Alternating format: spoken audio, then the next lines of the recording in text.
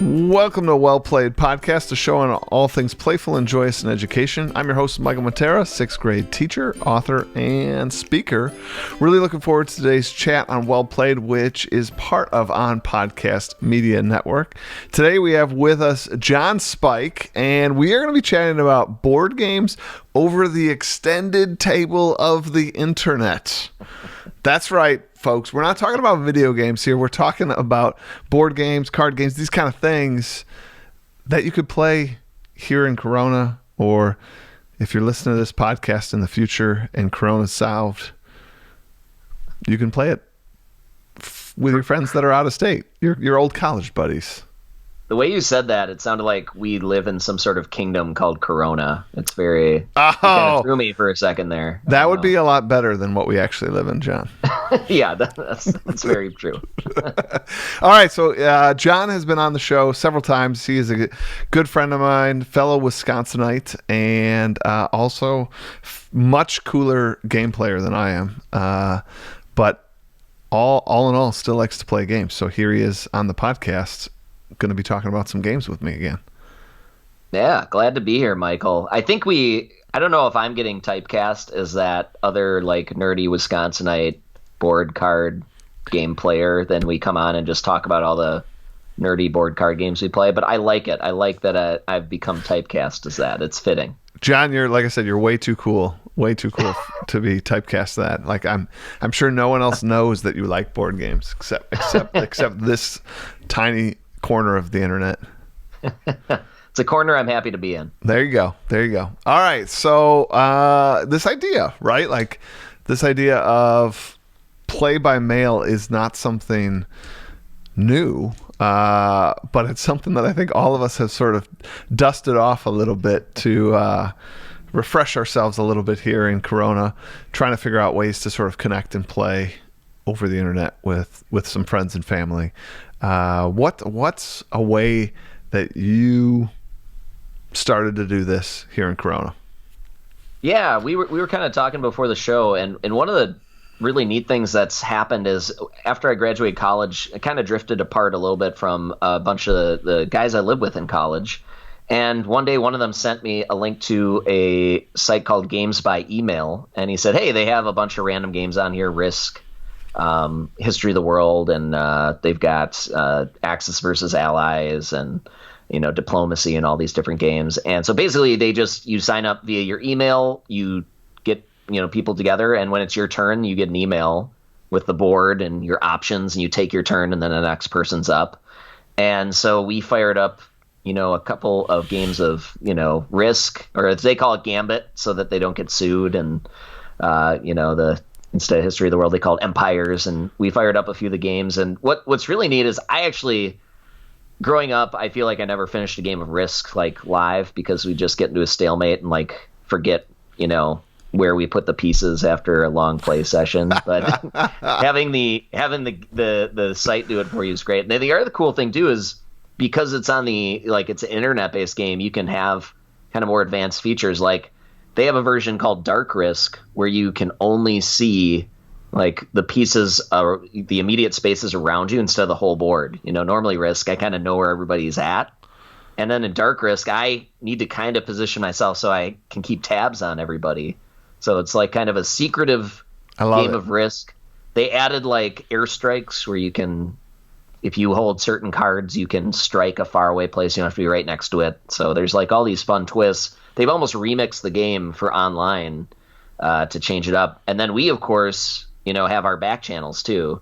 You can kind of back channel deal, whereas like if you're playing Risk, you can't really try to mediate and like do any backhanded planning, and because you're all right there at the table. Yeah. So now we've got like text messages going back and forth, like, "Hey, how do you want to do this? You want to partner up? We have mutual interests in the Middle East or something," and you can kind of be planning that. And so the most fun part of it is afterwards we talk about all the alliances we'd formed and where they crumbled and who said what, and have a good laugh about it. So it's been a really fun way to reconnect, is playing these games that require some politicking, but also are enhanced actually by the distance and let us connect. So I like this. Well, I mean, there's a lot to unpack there. So, Yeah, sorry. Once again, remind us the website again. Yeah, this one's called Games by Email. I think there's tons of sites doing it, but that's kind of the slow play turn-based games where you just sign up and get alerted when you're up. That website will do all the heavy lifting for you, so like you don't have to like have your board. You're not like mimicking the pieces. Like John said, he moved 3 tanks over here. No, it just sends you, when I get that link that it's my turn, I open it up, I see the board, I have like all these buttons for my options, where do I want to allocate my troops, where do I want to attack, where do I want to fortify, am I done with my turn? All of that is handled via the interface, so it's really nice. That's awesome. I like it, and you said there's a lot of choices of games on there to do, right?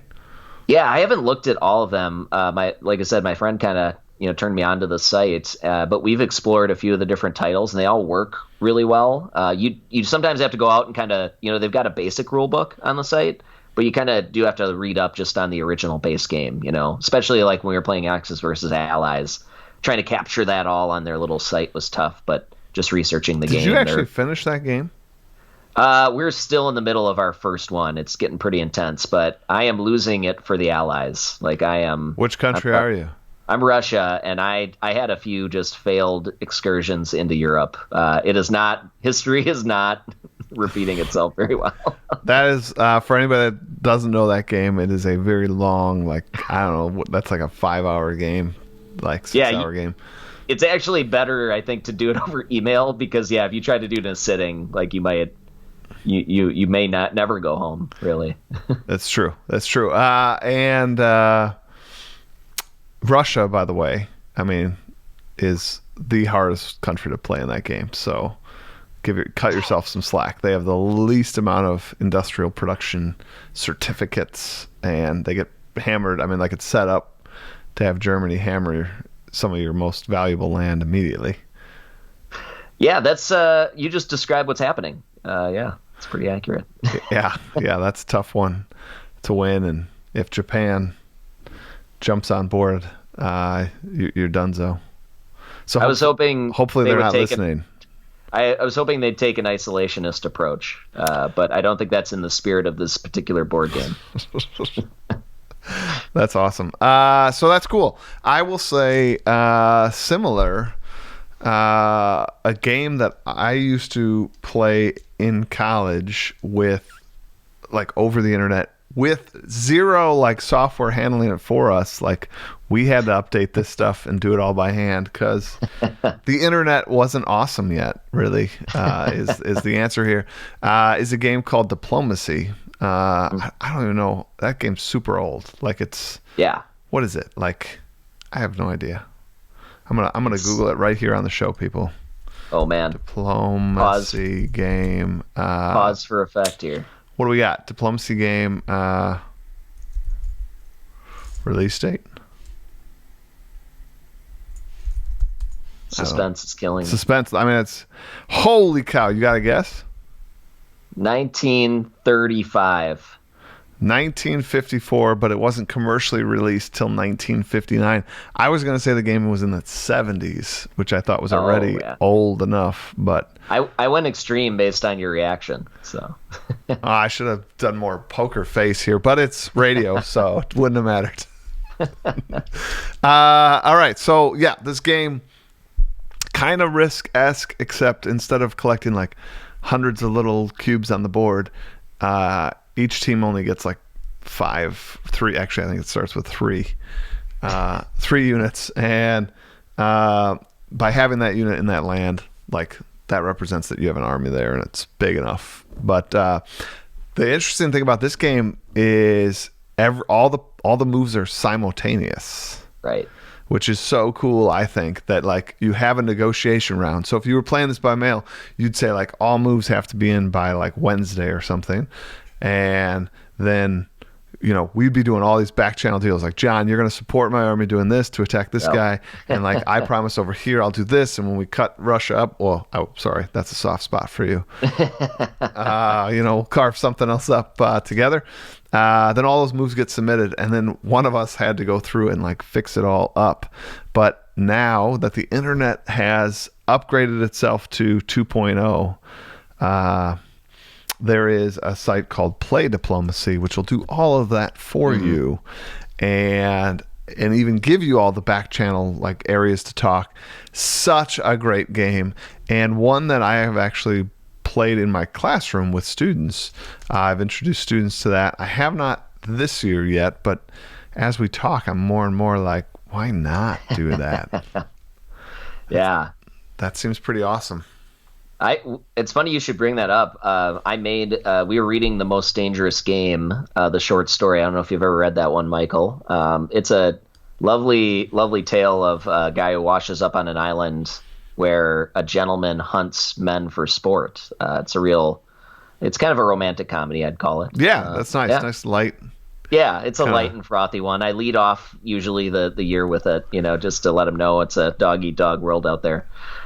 Sometimes literally. So I made a little game like that. It was kind of like diplomacy. They could talk and coordinate, and then they had to make their move on the island, and they could do things like trap or attack a spot, or go together with someone, or tell somebody they're going together on it but actually backstab them, and just got them kind of in the mindset of the short story. But it was really fun to coordinate, and it was kind of like that. I'd have them all submit their moves, but after a mutual tampering period where they could talk and plan and coordinate everything.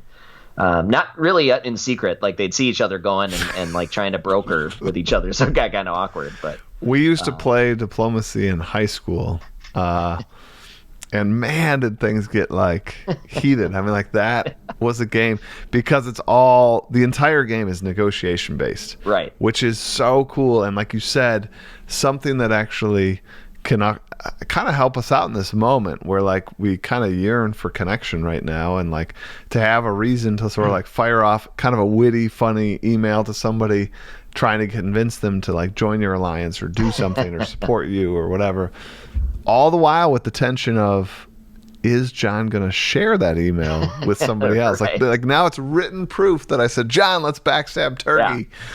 Yeah. This is tough, but man, because all of the moves were simultaneous. There were so many times in high school, like, like John's telling me he's going to support my troop, which means I should win this attack. Right. But then like, oh, John, like, why didn't you write the support? And then I don't know, it got extra nasty. Like then when we were dividing up the pizza for that night, like John didn't get as much pizza. Just like he didn't get that chunk of Russia he was promised. That's right. Yeah. Like, see, like it's quid pro quo, but like you didn't bring your game. So, but it's a good game that I definitely recommend people check out. And again, that's free to play on Play Diplomacy. The game handles up to 7 players.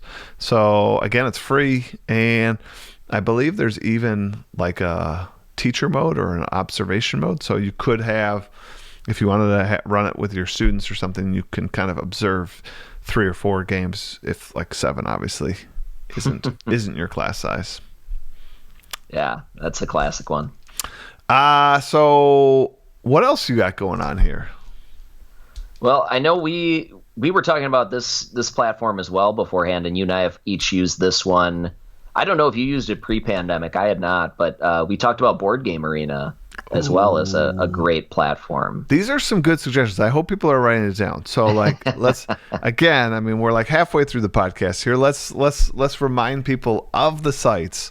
I just said Play Diplomacy. You said Games by Email. And now we're talking about Board Game Arena. Yes. 3 awesome sites that I hope like you in 15 minutes check out all 3 of them, but not yet. Don't leave us yet. I'm going to tell all of you that Michael will put them in the show notes, even though I have no control over that. But I'm going to put them on the spot. Like, yeah, you are putting me on the spot. Dang. Michael may or may not put them in the show notes, but yeah. Board Game Arena is really fantastic because it's kind of a platform that has both a free and premium version, and the free version allows you to kind of get in and make an account and try out games and really high fidelity versions of existing popular board games out there. The couple that I've played are ones that we own, but we just wanted to have an easier way to facilitate them rather than, like webcam on the board trying to communicate with people. We played Sushi Go, which is kind of just a like a card swapping game where you try to pair, cards together, kind of, get the most valuable tricks, in front of you on the board. Sushi Go is a great game. Sushi theme, yep. And then, of course, Coup, a great secret role game where you're trying to eliminate your opposition using some secret character roles that you can tell the truth about or lie about. And so another great just online game where you get to be kind of playing, that poker face, that we talked about with some of these other games. Like, do you trust the person to be truthful? It's a little thematic. Coup is a great game. It's a little thematic version of BS. Yes, that's a great way to put it. Is what I think. Yeah, there's these different roles, and you're constantly saying, like, I get to do this because I'm the Duke. And, like, anyone can call you out on that. And if not, then I get to do the thing, whether or not I am the Duke. Yeah, it's got a role playing, and BS had a child. It'd be Coup, almost. Oh, like you're like almost. Almost had a child, yeah. Because close. Because those are inanimate objects, and they don't. Yeah, well, I mean, I wanted to keep it PG-13 here on the Well Played podcast.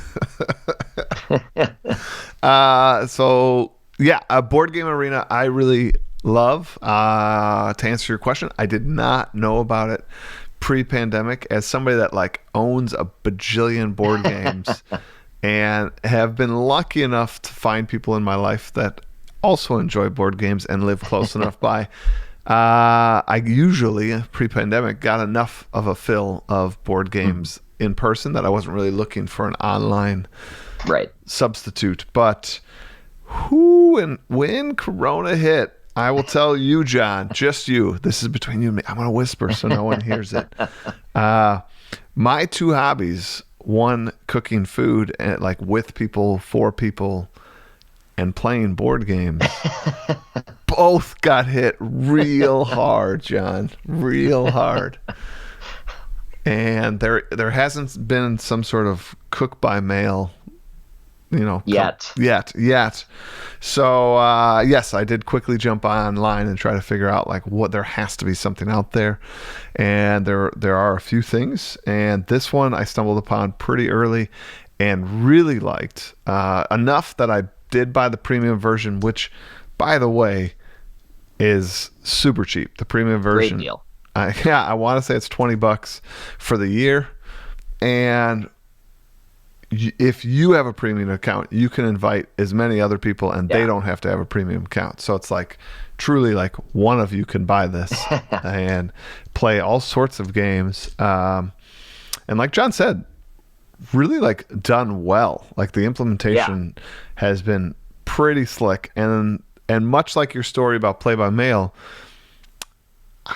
I have never done this before. Like I've never really like thought about board games in this way, but it's kind of nice to have one like running in the background, like oh yeah, like I'll get a little email. It's like, hey, it's your turn on Board Game Arena. I'm like, oh cool. Like in this little downtime, and in like, I know in 20 minutes I'm free, like I'll go make my turn, and then maybe it takes you 5 more hours to do another turn. Maybe you're at your computer and you answer right away.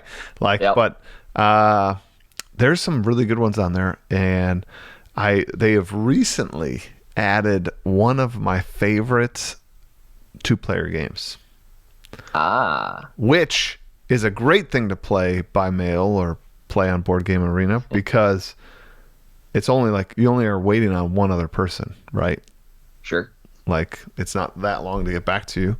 And that is Seven Wonders Duel. Yes.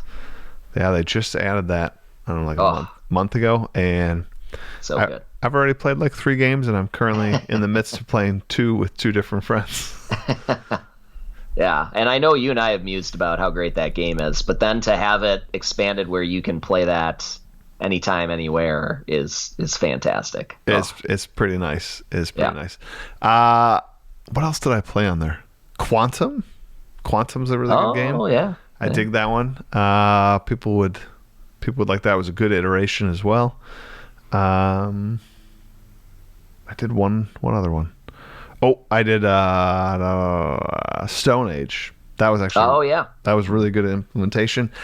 And then the last one I did was Clans of Caledonia. That one is actually a really amazing implementation. However, asterisks for most of you people out there that are not heavy board gamers, that one's a bigger game, people. That's a bigger game. So I wouldn't recommend starting with that one at all. But it's a great game. And this is also so you were kind of slow playing them on Board Game Arena. You said you were doing a slow play. Okay. Yes, actually, all of the ones I played. It was just sort of whenever this gets done, it gets done. And there are days where I take like 10 turns, and then there are days where it's like, oh, I forgot to log in, and tomorrow I will log in and take my turn. Yeah. So it was interesting because you and I've actually used it mainly when we're getting together with friends, like to do a video call, and we fire that up too. And we're actually like kind of chatting while we're playing and real time reacting. So we'll actually play like Sushi Go or Coup in real time. You're at the table. I mean, yeah. But I haven't done that one as much for the slow play. But it's cool that it can really work for both. Desires, kind of the asynchronous and synchronous nature, so it can really fit with what your goal is, with your gaming crew or your family or friends. People, it sounds as though John and I are going to play a game of Seven Wonders Duel. So now I'll be in that 3 at the same time. Oh, man. Which is only going to spell disaster, because if you've ever seen that, like the movies where like the guy in the park is playing like 6 games of chess at once, I'm not that good at board games. I enjoy board games, but I'm not that good where I can be playing 3 games of Seven Wonders Duel and win them. All this does is give me a chance to possibly win one. Like I might have a win ratio of like 33%. Like that could be a thing.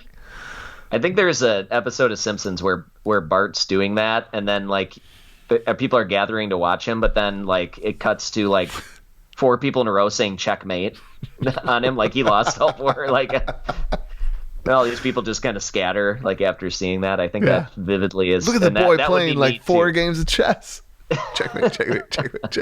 Just losing all simultaneously. Oh yeah, that would be me as well. I'm not all there, especially if you think about it. Like I'm trying to picture playing like 4 games of diplomacy and trying to keep my like plans and alliances straight. No way could I do it. No way could I do it. Maybe like Seven Wonders Duel, but not like 3 or 4 games that are heavy on the back channel negotiations and plotting for sure. Yeah, definitely not. Definitely not for me. So Board Game Arena, like I said, is cheap and pretty cool, and they have definitely, I would say, over the Corona days, they have definitely like upgraded their servers, I think. Because at the beginning, I would try to log on and it would say like there are no more slots left for you to like log on, and you're like, what? Yeah. But I haven't seen that in a long time, so I think they made a lot of money on COVID. But you had a really good piece of advice for those of you thinking about it. If you have a regular group, splitting like one person in the group to get the premium is a really great way to go, because then you kind of have assured that you've got access to what you want to have access to, and that person can start the game and get you in. So that really does work really well. Board Game Arena. I know. I'm bringing it up here. I want to see. I don't know. Probably in case they raise the prices. Well, I was like kind of. I'm like these are things I probably should have done before the show. But alas, here we are. I don't even know where one finds that now. Suspense is killing me again. There are 4.9 million opponents. Oh my gosh. This is quite a large community. Which just goes to show just the absolute love of board gaming that's really emerged in the last decade or two here, I feel like. This is true. mainly spurred on by Michael Matera and his book, Vodcast and Podcast. I don't think that's accurate at all. Do they give a Nobel Peace Prize for board game awareness? No. I was wrong. It was not $20. It's $2 a month. Well, So $24. you monster. This is true. I know. Your Nobel Peace Prize has been revoked. That's sad. I had a shot at winning something. I've never won an award. I just want to clarify, peace was spelled Piece, like a board game piece. So it was like a knockoff Nobel. I feel as though, John, you and I need to give those out. Nobel Peace Prizes. Yes, this needs to be a thing now. For anyone that's made it this far into this show, please go on to the YouTube and leave a comment if you want John and I to give out Nobel Peace Prizes per year. We will jump on that if we get how many? How many need to write a comment for that? 17. Does that do it? That's not realistic, is it? I just wanted to have a really arbitrary number that wasn't a multiple of 5. So, all right, you've heard it. 17 need to comment. This is on my YouTube channel, season 4, episode 33. If you guys go on to that YouTube channel and comment that you want us to give out Nobel Peace Prize awards, we'll do it. All right, so here we are winding into the end here, and we have a little reflection time. And so let's do this. You ready for this quote? I think I am. Really? Well, now I'm having doubts. Now that you kind of double down and asking me. I know. So John already knows this quote because John wanted to know ahead of time. That's only partially accurate. John found this quote. I like this quote. The real learning comes from the debriefing, not from the game. What do we think about this one? Yeah, this one's always kind of stuck in my brain. I could never really remember the verbiage to it, but I like this version. I think there's some truth to this quote. I do think the conversations we have about the experience can be really powerful. And some of my favorite parts of games are talking afterwards. I mentioned it with games by email. Sometimes it's most fun to actually pull back the curtain and like find out what went down and then learning from that to apply to the next round. I feel like I get to know my friends better, their tendencies, what worked for them, and talking with them too about what they noticed about how these, powers work, how things are balanced. It's sometimes that conversation is more powerful than actually playing, which I think this quote speaks to. For me, that's, we can poke at the quote a little bit and say that it's not true. Like, we can obviously learn from the game itself. We can do that. Yeah. But I think for us gamers, there is such like a power in that conversation. And when you are with other fellow gamers who want to sort of debrief to that level, some good friends of mine and I can sit there for a good long time debriefing a game. And then even like the next day, sort of like if you bump into him and be like, oh man, I'm still churning about like this activity or this idea, or I should have done this combo or whatever. But that to me as an educator gets me pretty darn excited about like if we could design experiences that have that same sort of churning in the head where it's like, oh man, I could have done this if I would have moved this here or done this there, and I think we can get there. I truly believe we can get there. I think a lot of people that have gamified have had moments of those, like you've seen it. You've seen like, wow, that can work. Now, trying to get that on a consistent basis, on a daily basis, a lot of times people ask if if every moment of my class is gamified, and the answer is no. I mean, like I have not reached that level of being able to gamify every moment. But again, I think we can get there, and I think there is such power in a game that makes us think well beyond the game.